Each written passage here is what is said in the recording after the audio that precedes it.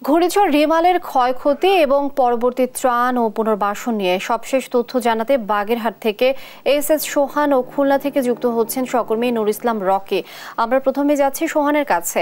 সোহান, আপনি নিশ্চয়ই শুনতে পাচ্ছেন। ঘূর্ণিঝড়ে যে পরিমাণ ক্ষয়ক্ষতি হয়েছে এই বিষয়টি অবশ্যই জানাবেন, সেই সাথে ত্রাণ ও পুনর্বাসন কার্যক্রমের অগ্রগতি সম্পর্কে বিস্তারিত জানাবেন আমাদের। লিনিয়া, আপনাকে ধন্যবাদ। আপনি জানেন ঘূর্ণিঝড়ের ফলে সৃষ্ট যে জলোচ্ছ্বাস, এই জলোচ্ছ্বাসে পুরো বাগেরহাট সহ সুন্দরবন অঞ্চল কিন্তু প্লাবিত হয়েছিল। আর সুন্দরবন যে প্লাবিত হয়েছিল তার ফলে সুন্দরবনের ব্যাপক ক্ষয়ক্ষতি হয়েছে। সুন্দরবনের বন বিভাগের নানা রকম অবকাঠামো এবং সুন্দরবনের বন্যপ্রাণীদের ক্ষতি হয়েছে। ঘূর্ণিঝড় রিমাল যে থেমে যায় সোমবার রাতে, এরপর থেকে মঙ্গলবার থেকে বৃহস্পতিবার পর্যন্ত কিন্তু সুন্দরবন থেকে অন্তত 100টি বন্যপ্রাণীর মরদেহ উদ্ধার করেছে বন বিভাগ। এর মধ্যে 96টি হরিণ এবং 4টি বন্য শূকর রয়েছে। এছাড়া 17টি জীবিত হরিণ এবং 1টি জীবিত অজাগার উদ্ধার করে বনে অবমুক্ত করেছে সুন্দরবন বন বিভাগ।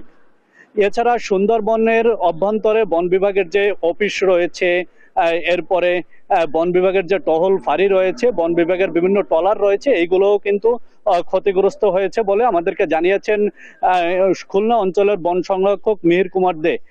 এছাড়া আমরা যদি বাগেরহাটের ক্ষয়ক্ষতির বিষয়ে বলি, বাগেরহাটেও কিন্তু ব্যাপক ক্ষয়ক্ষতি হয়েছে। বাগেরহাটে অন্তত 12 কিলোমিটার বেড়িবাঁধ ক্ষতিগ্রস্ত হয়েছে, 35,000 মৎস্য গের ক্ষতিগ্রস্ত হয়েছে এবং 45,000 ঘর বাড়ি কিন্তু ক্ষতিগ্রস্ত হয়েছে।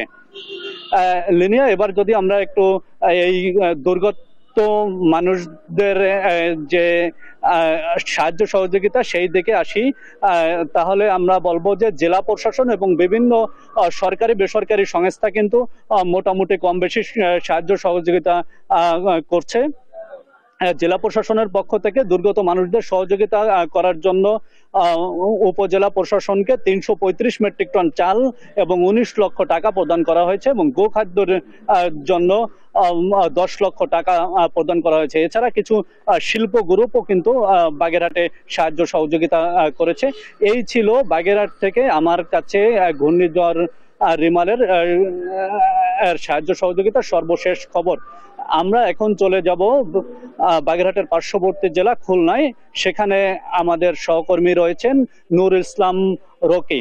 রকি, আমাদেরকে জানাবেন খুলনার পরিস্থিতি।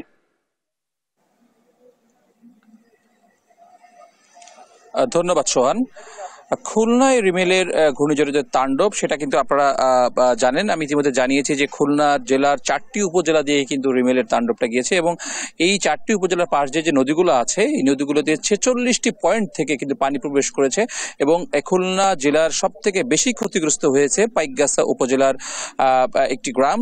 এই গ্রামে আমরা এখন অবস্থান করছি। আপনারা দর্শক দেখতে পাচ্ছেন যে এই যে গ্রামটি, এই গ্রামের পাশে কিন্তু ভদ্রা নদী এবং ভদ্রা নদী এর পাশে যে বেড়িবাঁধ, সেই বেড়িবাঁধটি ভেঙে কিন্তু এখানকার 12টি গ্রাম সহ আপনার 15,000 মানুষ আছে পানিবন্দী। এটা হচ্ছে পাইকগাছা উপজেলার দেলুটি এলাকা বলে এখানকার পরিচিত। আজকে সকালে এখানে কিন্তু পানি সম্পদ মন্ত্রণালয়ের সচিব নাজমুল আহসান উনি পরিদর্শনে এসেছেন। আপনারা শুধু দর্শক দেখতে পাচ্ছেন যে উনি ইতিমধ্যে এই এলাকা পরিদর্শন করছেন এবং উনি সাংবাদিকদের সাথে এই পরবর্তীতে কিভাবে এটার কাজ করা যায় এবং বেড়িবাঁধ কিভাবে সংস্কার করা যায় সে বিষয়ে কথা বলবেন।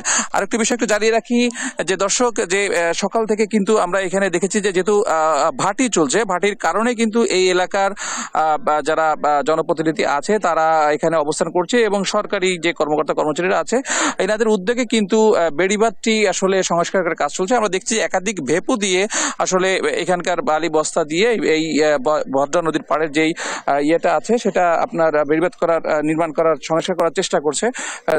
দর্শক, আমরা আরেকটু বলে রাখি যে এই এলাকাটা কিন্তু খুবই ক্ষতিগ্রস্ত হয়েছে এবং এখানকার কিন্তু প্রায় 12,000 মানুষ, 12টি গ্রামের প্রায় 15,000 মানুষ কিন্তু পানিবন্দী আছে। আমরা এখন আর একটু বলতে চাই আপনাদেরকে, সেটা হচ্ছে যে এই উপজেলার স্থানীয় বাসিন্দারা আমাদের বলেছে যে পর্যাপ্ত পরিমাণে ত্রাণ বা সহযোগিতা কিন্তু এখানে আসে নাই, তবে প্রশাসন থেকে আমাদের আশ্বস্ত করেছে যে তাদেরকে পর্যাপ্ত পরিমাণ ত্রাণ সহযোগিতা দেওয়া হবে। এখানকার মানুষের সব থেকে বড় যে কষ্ট সেটা হচ্ছে সুপেয় পানি, স্যানিটেশন এবং রাস্তাঘাট বা বাচ্চাদের যে স্কুল প্রতিষ্ঠা যাওয়ার যে সমস্যা, এগুলো তো রয়ে গিয়েছে। পাশাপাশি আমি একটু বলে রাখতে চাই যে এই যে বেড়িবাঁধটা, এই বেড়িবাঁধটা একটু দুর্বল বেড়িবাঁধ। এই বেড়িবাঁধটা কিন্তু আগেই ঝুঁকিপূর্ণ ছিল। এখানকার স্থানীয়রা অভিযোগ করেছে যে রিমেল ঘূর্ণিঝড়ের আগেই এটা ঝুঁকিপূর্ণ ছিল, কিন্তু এখানকার যারা জনপ্রতিনিধি তারা কিন্তু এই বিষয়টা আমলে নেয়নি, যার কারণে কিন্তু এই বেড়িবাঁধটা ভেঙে গ্রামগুলো প্লাবিত হয়েছে। এবং তারা যেটা বলেছে যে এখানকার পানি উন্নয়ন বোর্ডেরও কিন্তু অসহযোগিতা আছে বলে তারা জানিয়েছে। খুলনার পাইকগাছা উপজেলা থেকে রিমেল পরবর্তী ছিল এটা আমার কাছে সর্বশেষ সংবাদ। অসংখ্য ধন্যবাদ আপনাদের দুজনকে।